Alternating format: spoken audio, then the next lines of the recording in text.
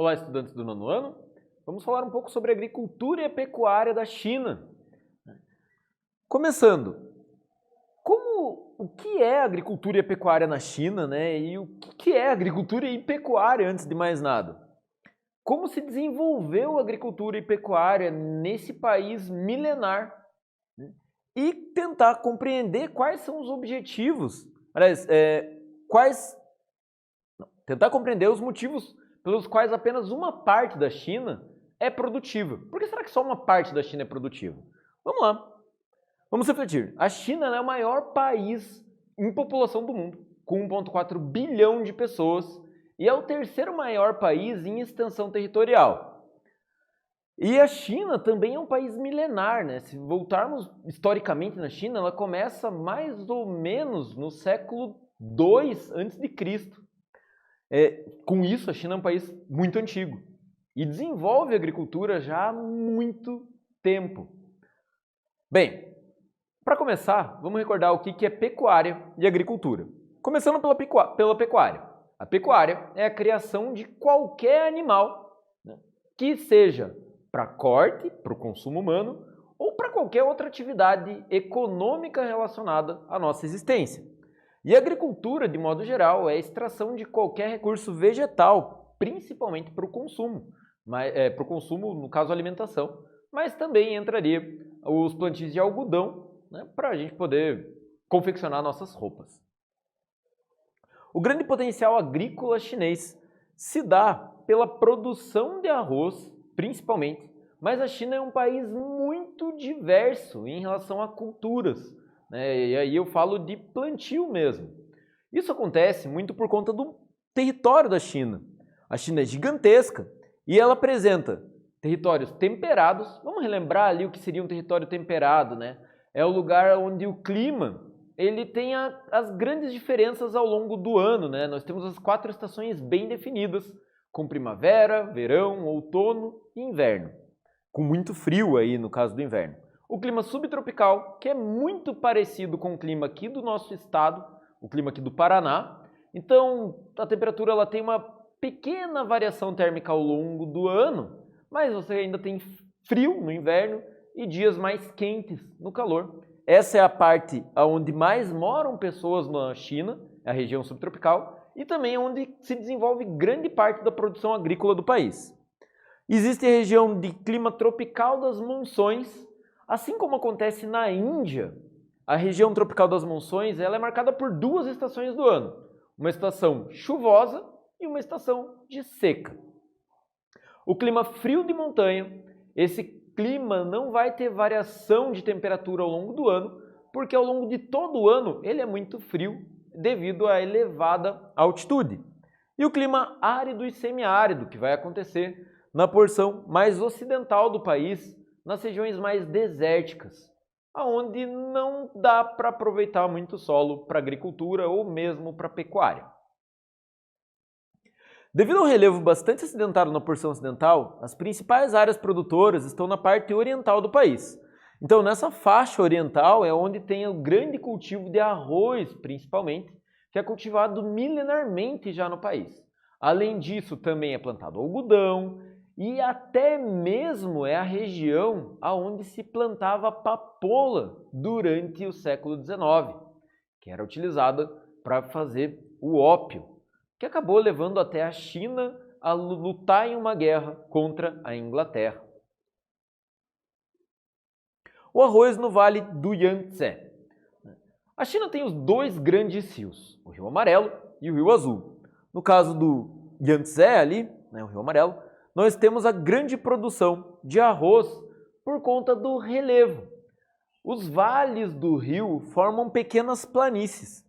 E para se plantar arroz, o arroz deve ser plantado em terra encharcada. Você não consegue plantar arroz em terra seca, como é feito aqui no Brasil com a soja, por exemplo. Então, em todo o Vale do Yangtze, existem várias plantações de arroz, as maiores do mundo. Mas, além disso, a China ainda tem um relevo muito acidentado e, por conta disso, eles desenvolveram técnicas de agricultura de jardinagem. Essa agricultura de jardinagem é aquela que eles vão fazendo vários degraus nos entornos dos morros, onde eles conseguem plantar o arroz. O arroz é plantado milenarmente na China. Existem registros com 9.000 anos e que retratam o cultivo do arroz já no país. Não é à toa que eles produzem macarrão de arroz e boa parte da alimentação dos chineses é baseada nesse grão, no caso. A China produz mais de 200 milhões de toneladas de arroz por ano, mas mesmo com a incrível produção, ela tem como principal objetivo atender o consumo interno.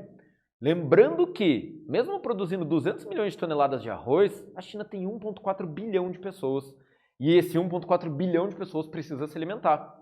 Então, a base alimentar do país é o arroz. Vamos para uma primeira atividade?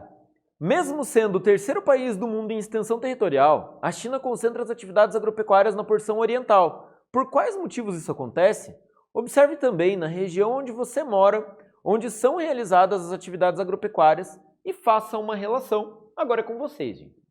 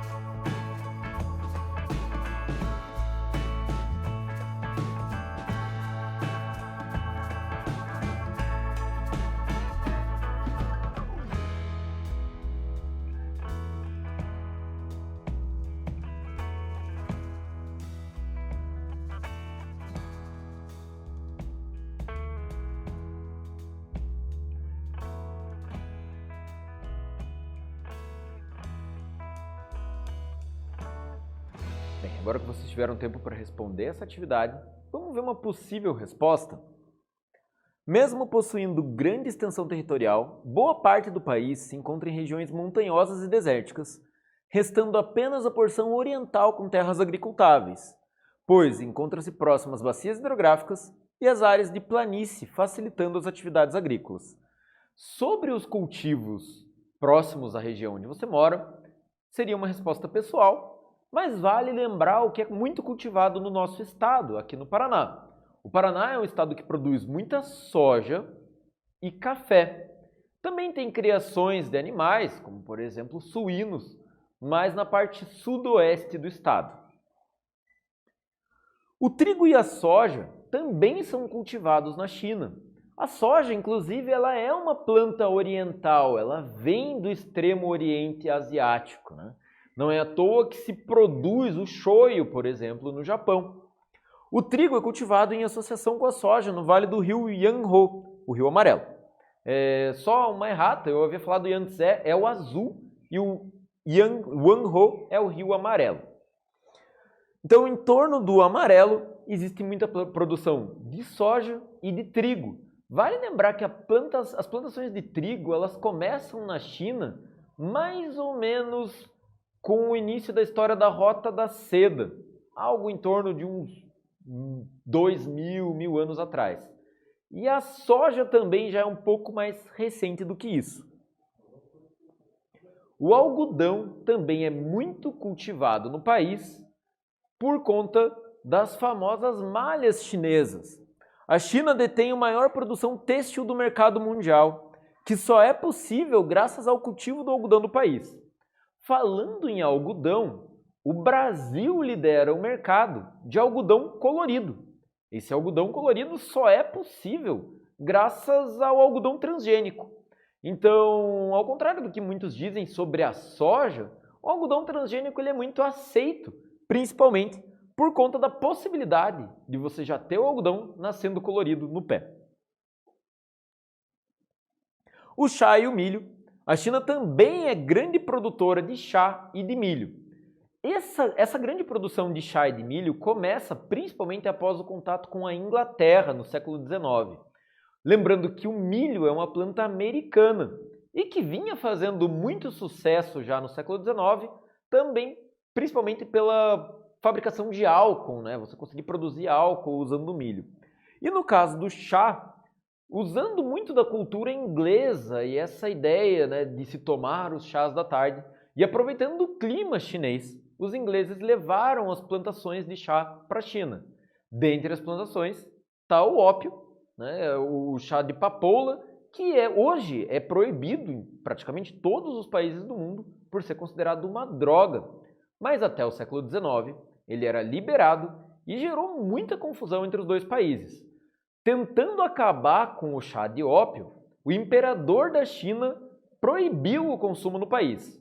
A Inglaterra não gostou, declarou guerra contra a China e a China acabou saindo perdedora dessa guerra.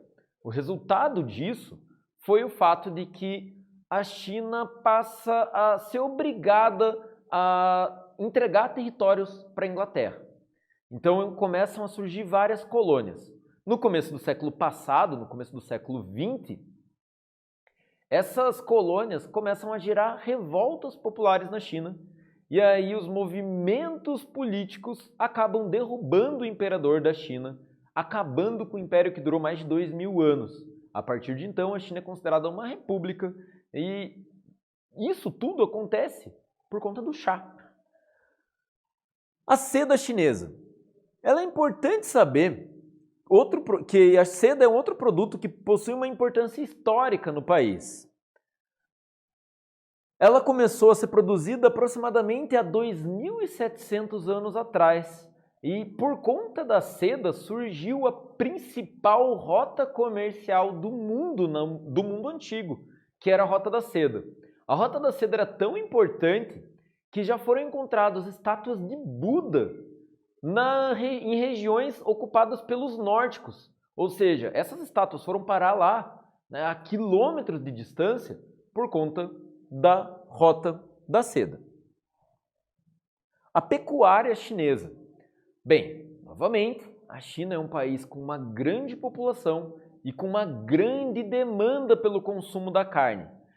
Para essa demanda ser atendida, eles precisam criar muitos animais, mas com um espaço muito reduzido, uma vez que existem muitas cidades e muita área na China que não dá simplesmente para ter criação animal, por conta dos desertos e montanhas. Pensando em reduzir o espaço, a China investe pesado na pecuária de precisão ou ainda, os rebanhos intensivos, a criação intensiva. Como, por exemplo, esse condomínio de chiqueiros. Pois é, são prédios de até 13 andares de altura, onde são criados porcos. Dessa forma, a China consegue reduzir o espaço para conseguir criar muitos porcos e atender a demanda nacional. A China também se destaca nos rebanhos de equinos, ovinos, bovinos e criação de aves. É muito cultural na China o consumo de aves e até mesmo de animais de caça. E esse consumo muitas vezes pode até gerar problemas, como o mercado das caças na cidade de Wuhan, que foi muito falado no início da pandemia. Vamos para uma atividade? Mesmo sendo o terceiro país em extensão territorial, grande parte da China é composta por montanhas e desertos, restringindo o espaço para o cultivo de grãos e para a pecuária. Pensando em viabilizar uma solução, aumentando a produtividade da carne suína, qual estratégia o país vem desenvolvendo? Agora é com vocês.